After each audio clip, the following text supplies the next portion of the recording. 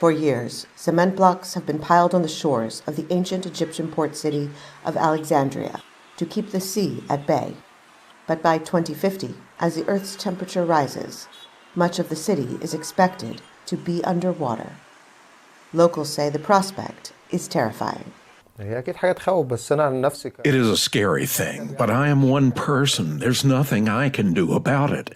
We have heard Alexandria will sink into the sea, but we don't know when or even if it's true. Flooding has already destroyed properties and displaced families in Alexandria. Families that are almost always part of the 1/3 of the country's population living in poverty. World leaders are meeting this week at the UN Climate Change Conference, known as COP27, in Sharm el-Sheikh, Egypt, trying to devise ways to compensate the world's most vulnerable communities, which are also among the world's poorest. This year's UN Climate Conference is the first to formally address this contentious issue, making it a top agenda item, along with its main item, to reduce emissions worldwide to limit global warming, a long-established goal that is far from being met. Leaders say not acting on these dual goals could be catastrophic.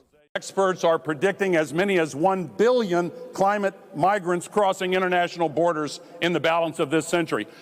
Think of the millions that are crossing borders now and the xenophobia and authoritarian populism that is caused by a large surge of refugees. And then imagine, if you will, what 1 billion climate refugees would do.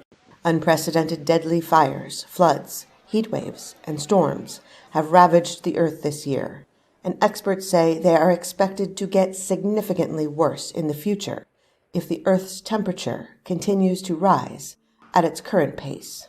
And in Alexandria, residents say it is obvious that wealthy countries are responsible for the damage. Developing countries and poor countries don't have means like factories to pollute the air. It's the other countries creating the problem, and they should be responsible for fixing it. He says he wonders whether Egyptians can start farming in the deserts, as UN climate experts predict rising sea levels may wipe out nearly half the country's agricultural output within the next 40 years. For Hamada Elrasam in Alexandria, Egypt, Heather Murdock, VOA News.